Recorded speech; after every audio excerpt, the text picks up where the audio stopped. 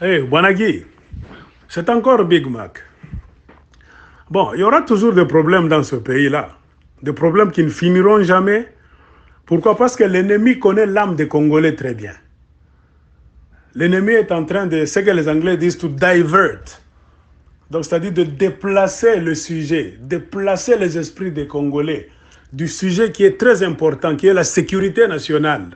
Donc, le recouvrement de la souveraineté nationale par les Congolais, contrôler leur territoire, contrôler leur économie, faire une politique là où ils doivent maîtriser les institutions pour diriger le pays.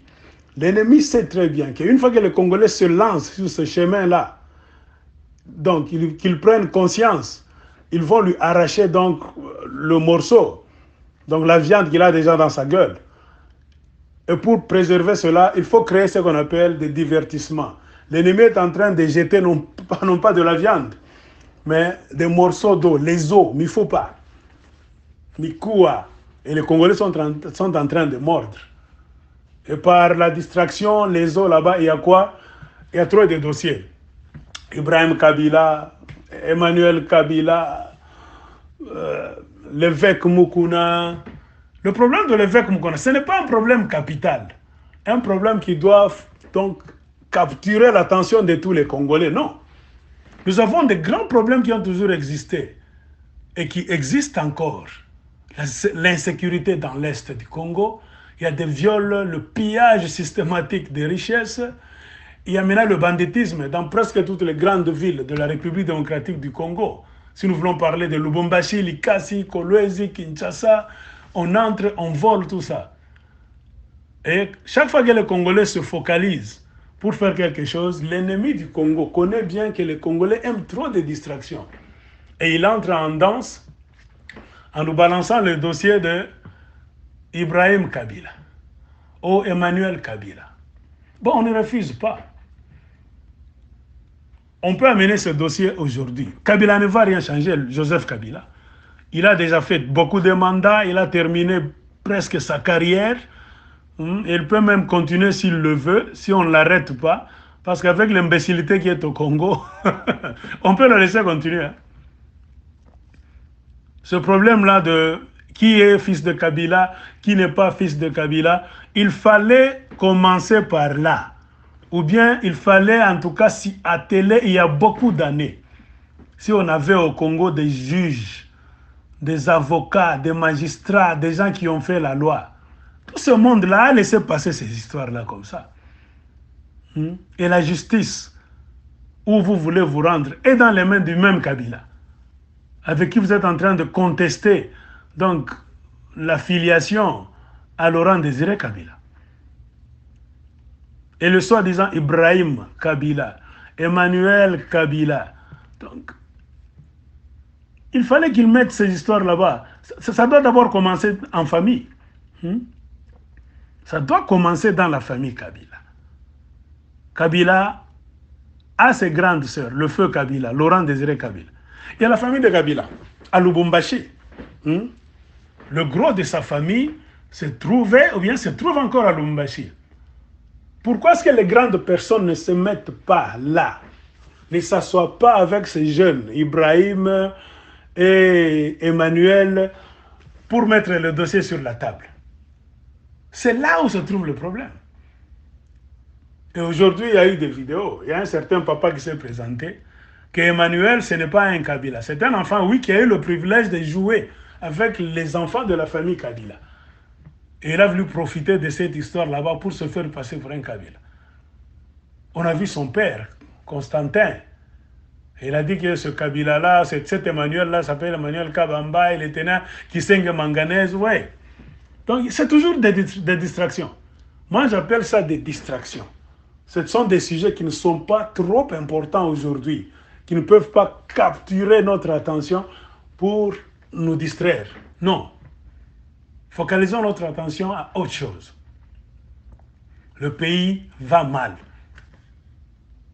C'est ça qui doit captiver notre attention. Le dossier de Mukuna, il est devant la justice. Il est devant la justice. Et il doit comparaître.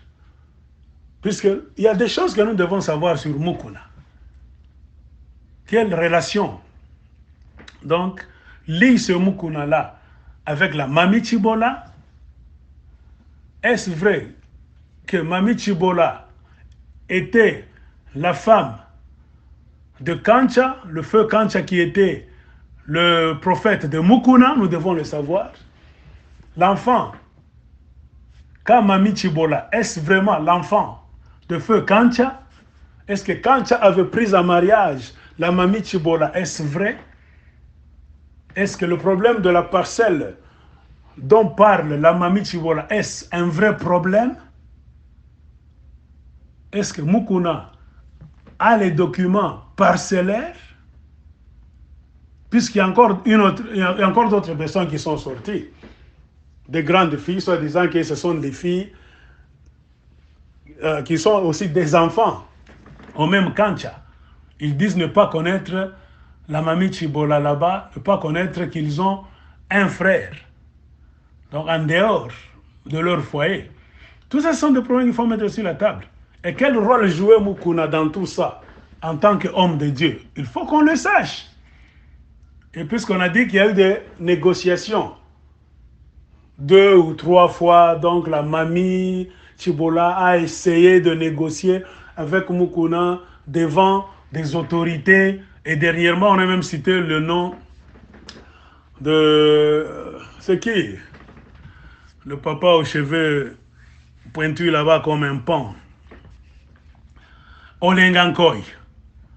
Olengankoy a été cité dans ce dossier aussi, qu'il est témoin quelque part des négociations secrètes qui se passaient entre Mukuna, Mami Chibola, tout ça. Donc il y a des choses qu'on doit savoir.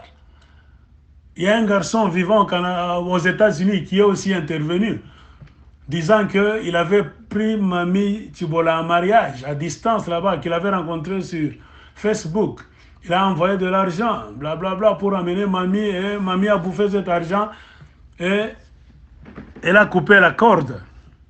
Il y a la petite sœur de cette Mami Chibola aussi, qui est passée sur un plateau de télévision là à Kinshasa, qui a juré que Mukuna, après avoir couché avec Mami, couchait aussi avec elle.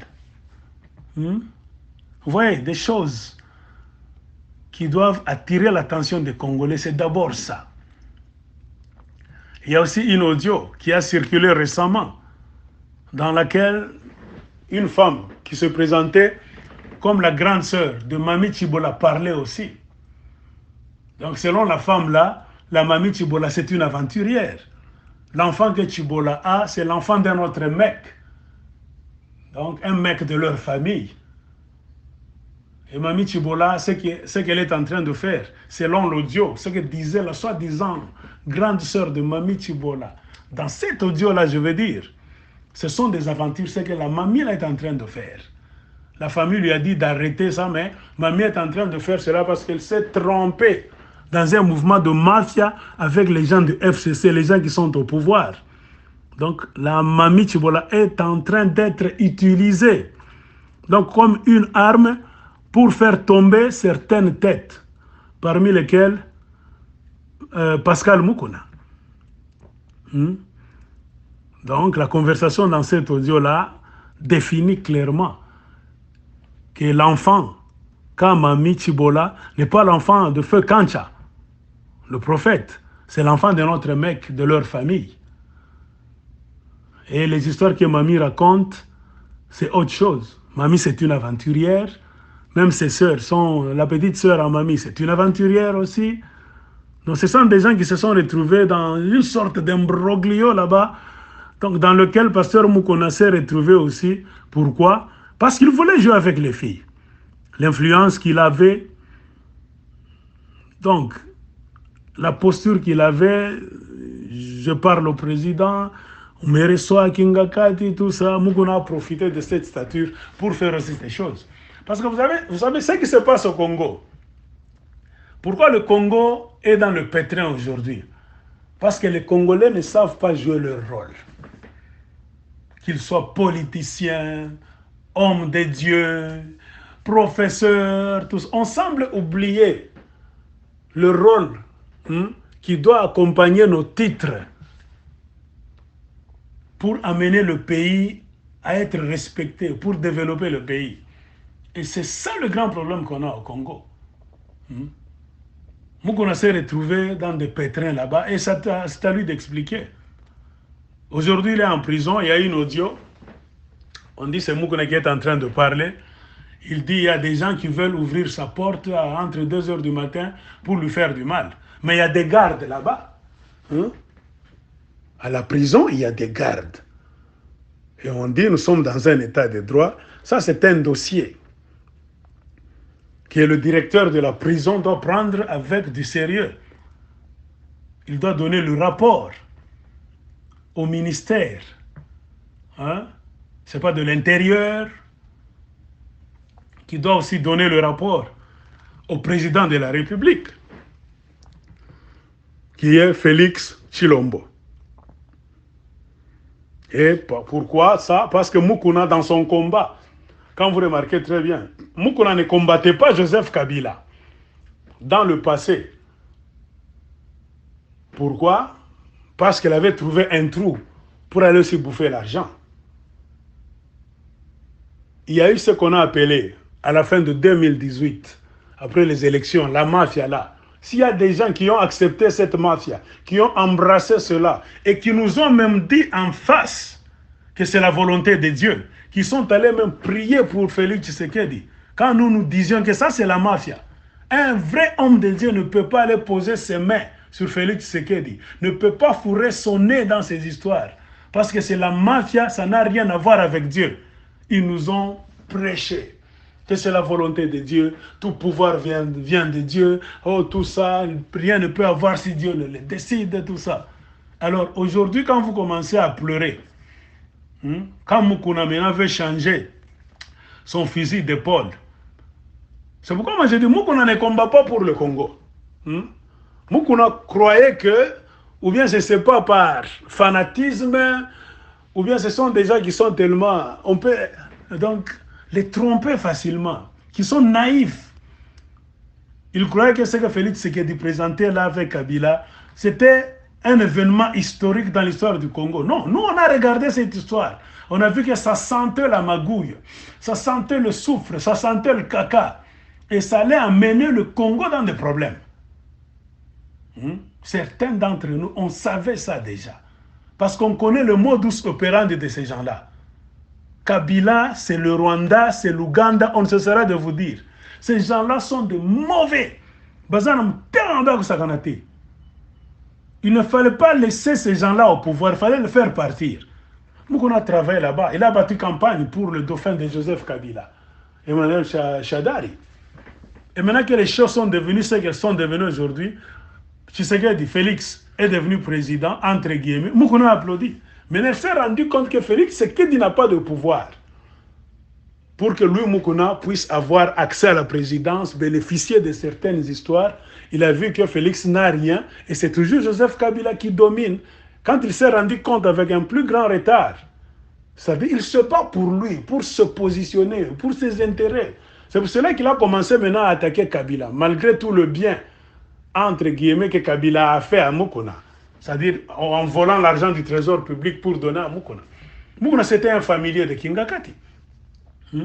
C'est pourquoi nous nous disons, nous ne devons pas être excités, fanatiques. Les Congolais, vous êtes trop émotionnels. Ils savent comment jouer avec vous. Laissons la justice, l'état de droit, suivre son cours, faire son travail. Moukouna doit passer devant le tribunal, puisqu'on a des choses à entendre de sa bouche. Si on veut le tuer, la présidence de la République est là.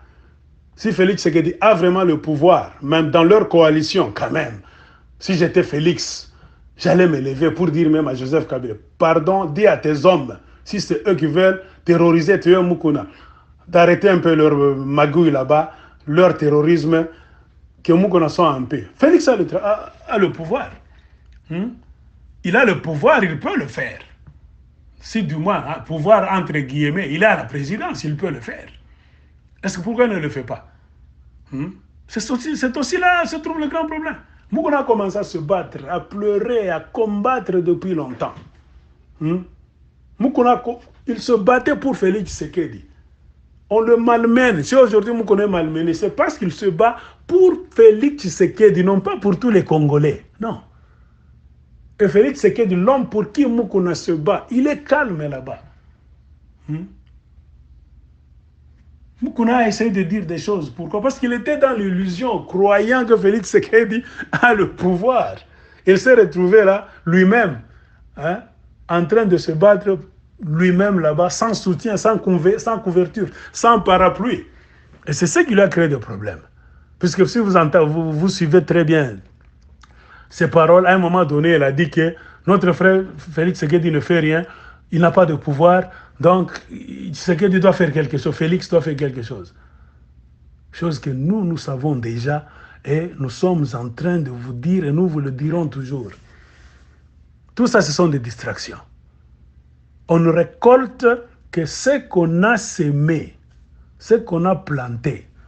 Ce que Moukouna est en train de récolter, c'est lui-même qui a planté, qui a semé ça. Et si le Congo est dans la merde aujourd'hui, en général, c'est le peuple congolais. Nous avons semé ça et nous sommes en train de récolter. Si les gens de l'UDPS aujourd'hui se trouvent dans une position inconfortable, une position là, ils sont en train de divaguer, ils ne savent pas où se trouve la vérité, mais nous savons où se trouve la vérité. S'ils sont dans cette position là-bas d'incertitude, de regret, de plainte chaque fois, c'est eux-mêmes en avalisant, en acceptant la présidence de marche de leur frère Félix Tshilombo. Ils ont planté des graines. Ils sont en train de récolter ça. Et par ricochet, ils sont en train de faire récolter aux Congolais de la mauvaise graine. Donc, un homme comme moi, je suis inamovible. Je ne bouge pas. Le système là est mal. Kabila vous prouve qu'il est en train de contrôler. Que voulez-vous qu'on dise encore? Kabila est en train de contrôler le pays. Si Kabila n'était pas en train de contrôler le pays, nous vous avons dit que Félix est allé à Kingakati. Lui, Jean-Marc Kabunda, Vital Kamerhe, quelques acolytes là-bas. Ce n'est pas pour engager des partis politiques, des grands mouvements là-bas, des institutions. Non, c'est un petit groupe de gens qui a accepté de rejoindre la Kabylie. Donc la Kabylie les a avalés, eux, des individus, là, c'est fini. Le reste, vous êtes dehors. C'est pourquoi rien n'a changé. L'armée est dans les mains de Kabila, les services secrets dans les mains de Kabila, la banque centrale dans les mains de Kabila, tout. La justice, même que vous dites justice entre guillemets, qui est l'injustice, dans les mains de Kabila. Le tribunal là où vous allez vous présenter là-bas, c'est Kabila qui joue avec vous comme... Kabila vous voit comme des jouets, des épouvantails. Kabila est en train de vous tirer là-bas comme des jouets là-bas, des cordes là. Pourquoi? Parce que les Congolais boyo kakate. Les Congolais mouskiake. Et puis spécialement les gens de l'UDPS. Boubi Sinamipita, Tembele Kibino. Le problème de Moukouna, bon, moi, selon moi, ce n'est pas un problème capital. Les gens qui frappent à sa porte, si vous connaissez bien l'idéologie qui se passe dans des prisons, c'est qui? Ce ne sont pas les gens qui veulent le tuer. Ce sont les gens qui veulent le violer, le sodomiser. Puisque quand vous suivez le mouvement de prison, quand on t'amène dans une prison avec le dossier que tu as violé quelqu'un, même dans des prisons en Occident, quand on te jette là-bas, il y a, en premier lieu, il y a des gens qui vont commencer à te chercher. Que tu sois homme ou bien femme, on doit chercher à te violer aussi, à te sodomiser si tu es un homme. C'est ce que ces gens-là sont en train de chercher. Et tu ne peux pas t'en sortir indemne si tu as bouffé l'argent de Kabila Kingakati. C'est pour ça que nous vous disons, ou tu te rencontres avec Joseph Kabila, tu l'acceptes, tu travailles avec lui, tu vas entrer OK dans ce mouvement-là, mais tu vas sortir KO. Parce que Kabila, c'est le satanisme. Kabila, c'est la destruction totale. Comprenez pourquoi le pays est paralysé? Parce que beaucoup de gens qui ont commencé à parler à un moment donné, même dans l'opposition que nous avons aujourd'hui, je vais faire une vidéo prochainement. Je suis en train de récolter des informations, faire des recherches par-ci, par-là. Vous comprenez pourquoi il y a beaucoup de gens, à un moment donné, ils parlent. Il fait trop de bruit, il monte, il marche, et puis il revient, il courbe sa queue, il se tait. Pourquoi? Parce que Kabila connaît tous ces gens-là. un à un, par leur nom, et ils ont fait des choses avec Kabila, derrière le rideau. C'est-à-dire, s'ils veulent ouvrir la bouche, se rebeller, Kabila sait sur quel bouton appuyer pour les faire tomber. Alors vous comprendrez pourquoi, selon ma philosophie, ce qui va changer la République démocratique du Congo, j'ai toujours dit, c'est seule la révolution populaire dont les Congolais doivent se lever en masse. Tout ce qu'on va nous présenter, parti politique, un club des gens, tout ça, ça ne va pas tenir. Aujourd'hui, regardez le pays. On avait le système de président 1+4. Maintenant, on a 2 présidents à la tête du pays.